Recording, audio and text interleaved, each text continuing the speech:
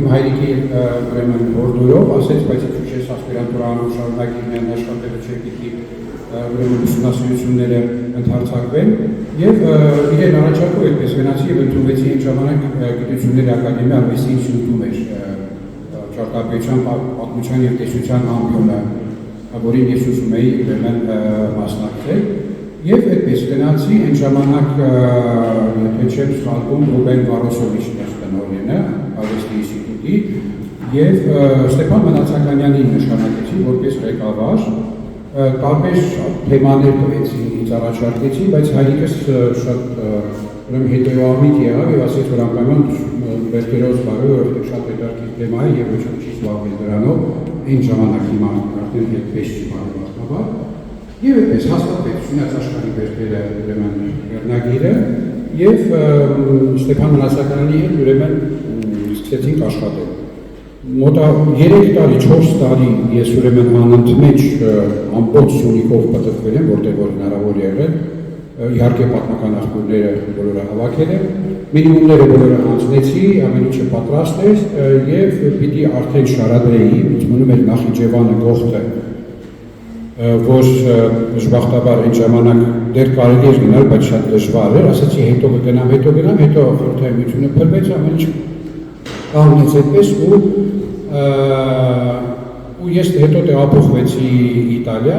վերցրեցի ամբողջ նյութը ինչ որ աշխատել էի, տարայներ եւ այդպես մնաց երկար տարիներ իմ գարաժում, մոտավորապես 20 տարի այդպես մնացել եմ։ Հետո կովիդը որ եկավ, ժամանակ առաջացավ,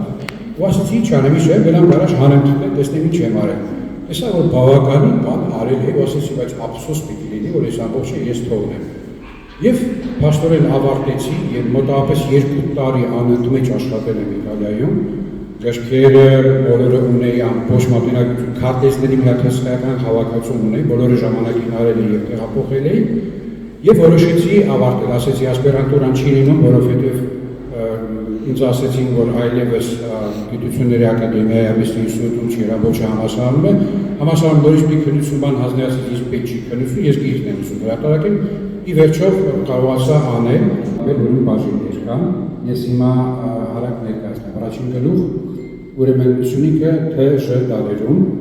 հիմա ինչու է ԹԺ դարեր, դա բավական երկար խոսելու հանգամանք է, բայց ամեն դեպքում ես առաջինը չեմ, որ ընդհանրապես Սյունիքի պատմությամբ եմ զբաղվել եւ տարբեր եւ ճարտարապետական եւ այլ բնույթի ուրեմն աները ուսումնասիրություններ երբ որ անում են, ընդհանրապես վերջում են 9-ից 14-րդ դար, ուրեմն այդ հատվածում նմանավանդ որ 10-րդ դարում եղել է 10-11-րդ դարում մենք ունեցել ենք Կապանի թագավորությունը Սյունիքում, որը որ շատ կարևոր է եւ այդ ռազմավարական ամբողջ համակարգերը, որ ես ուսումնասիրել եմ, դա էլ մտնում է այս ժամանակաշրջանի մեջ որպես կարևոր մի բաժին։ Ուրեմն պատմաշխարհագրական ակնարկ իհարկե հասարակական տնտեսական իրավիճակով պայմանավորված Սյունյաց իշխանական տների, հավատագիտական գավառական կենտրոնների, նախարարությունների եւ բժշկությունների առաջացման հետևանքով ի հայտ եկած ռազմավարական նպատակով վերթամրոցների եւ պաշտպանական համակարգերի կարգավորումը։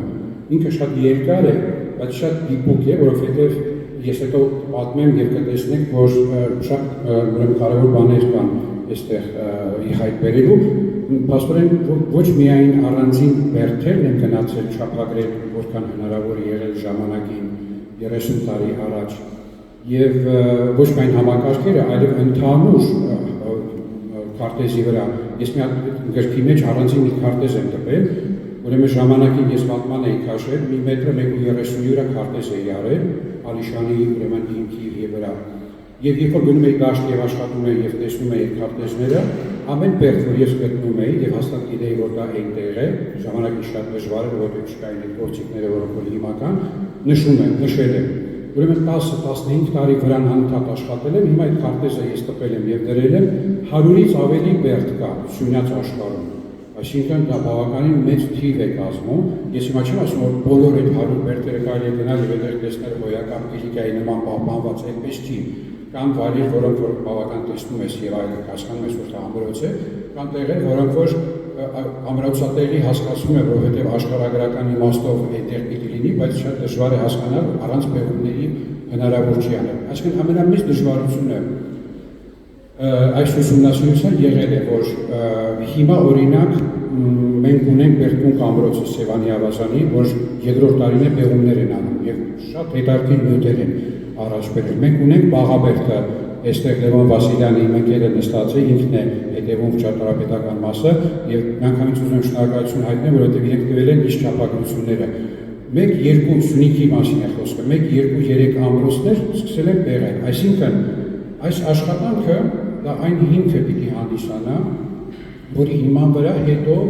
պետք է սկսվեն եւ շարունակվեն պեղումները եւ պեղումների դուրս եկած նյութերը պիտի լրացնեն այս ուսումնասիրությունը։ Այսինքն սա հրահրում է այս ամեն ինչը, այսինքն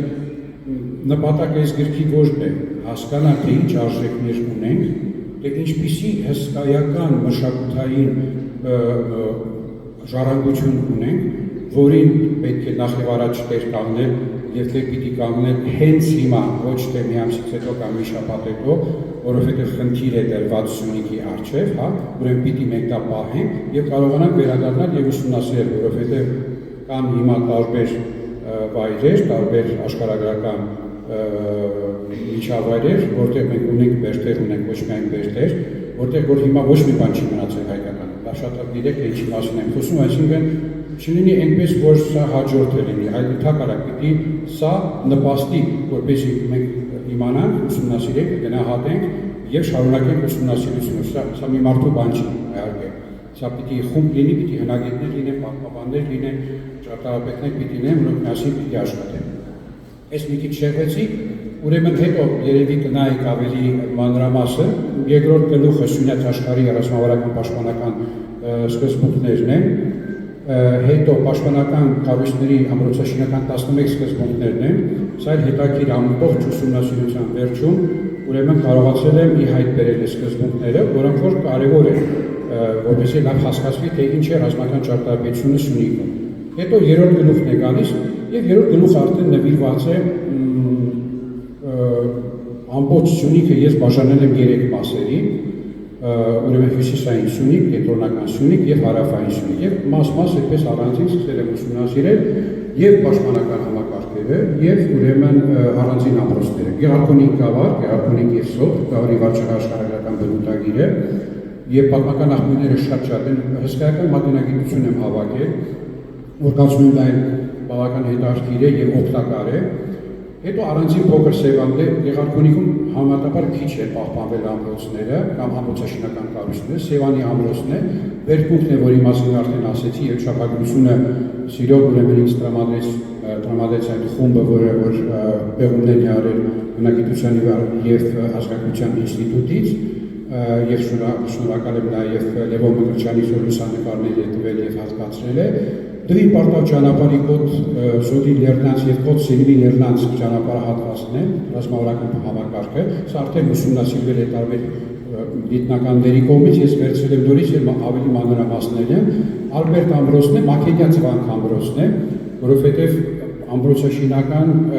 կառույցներ մենք միայն բերդեր չենք նկատում, բերդեր կամ ամրոցներ, այլ ամեն ինչ որ կապված է ռազմավարական, պաշտպանական ճարտարապետության հետ, այսինքն Մակեդիա ծվանք ամրոցը, որտեղ ժամանակին ես ուրեմն խումբի հետ աշխատել եմ եւ վերականգնել այդ ամբողջ համալիրը, շատ հետաքրքիր ուրեմն բանկ ամրոց է եւ ունի պարսպապատեր, որոնք որ վերականգնել են եւ հիմա կարելի է գնալ եւ տեսնել, թե ինչպես է այդ բունկերով եւ պարսպապատերով շրջապատված։ Ազատ քաղաք, սա մի քիչ փիլիսոփայական